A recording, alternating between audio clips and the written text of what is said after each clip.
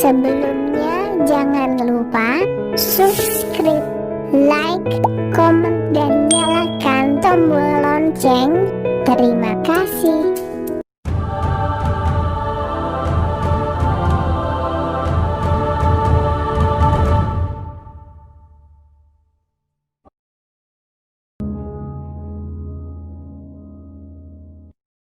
Satu hari ketika beliau sedang berkhutbah, sedang menyampaikan sesuatu yang penting, berada di atas mimbar menyampaikan firman wahyu dan pelajaran-pelajaran syariat Allah, tiba-tiba masjid digemparkan dengan suara rintihan yang sangat memilukan, seperti suara bayi yang kehilangan ibunya. Sahabat menjadi bertanya-tanya, rintihan apa gerangan?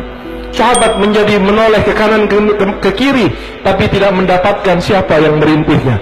Nabi SAW sedang berkhutbah, mendengarkan, sahabat sedang mendengarkan. Ketika Nabi mendengar rintihan itu, maka Nabi yang sedang berkhutbah, sedang melakukan pekerjaan penting, sedang menyampaikan wahyunya Allah, sedang mengajarkan agamanya Allah, tiba-tiba memutus khutbahnya. Turun Nabi dari mimbarnya, lalu berjalan ke sebuah arah di masjid, lalu Nabi mendekati sebuah pohon kurma yang sudah tua. Pohon kurma yang sudah tua berada di masjid, yang biasanya pohon itu dipegang oleh Nabi, dijadikan semacam mimbar untuk menyampaikan wahyu Allah dan ajaran-ajaran agama. Kemudian dibuatkan mimbar baru oleh sahabat. Hadirin rahimakumullah, pohon kurma yang tidak punya hati, pohon kurma yang tidak punya perasaan, pohon kurma yang tidak membaca salawat, mereka merasa hatinya teriris ketika dipisah dari Nabi Muhammad. Hatinya menangis dan merintih ketika tidak lagi dijadikan mimbar Nabi Muhammad SAW.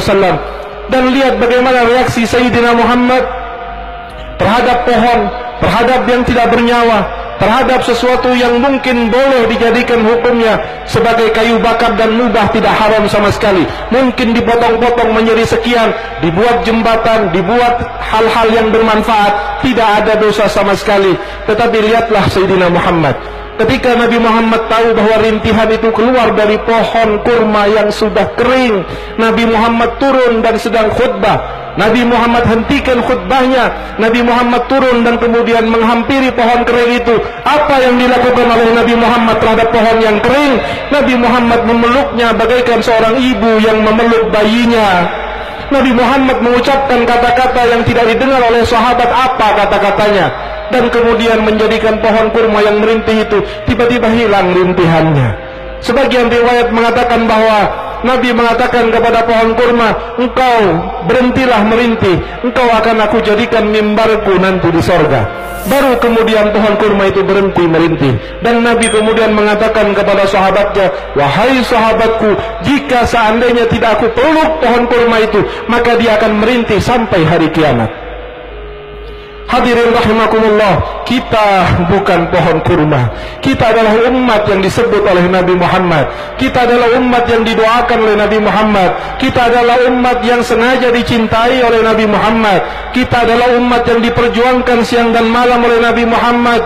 Maka merintihlah kalian kepada Rasulullah, agar Rasul turun dari mimbarnya dan memeluk kalian. Jika seandainya Nabi akan turun dan memutus khutbahnya untuk memeluk sebatang pohon kurma yang kering, maka apakah mustahil jika seandainya yang merintih itu adalah orang yang hobi maulid, orang yang cinta ulama, orang yang sholat 5 waktu, orang yang selalu membaca salawat kepada Nabi Muhammad.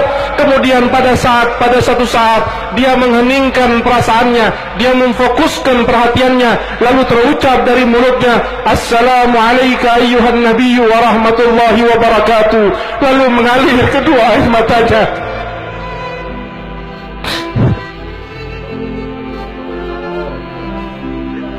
Tidakkah Rasulullah akan memeluknya?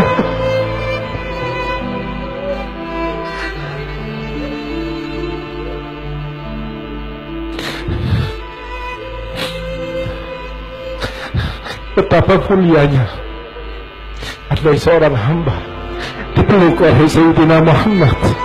Betapa agungnya jika seorang hamba dipeluk oleh Sayyidina Muhammad. Betapa inginnya kami dipeluk oleh Engkau ya Rasulullah.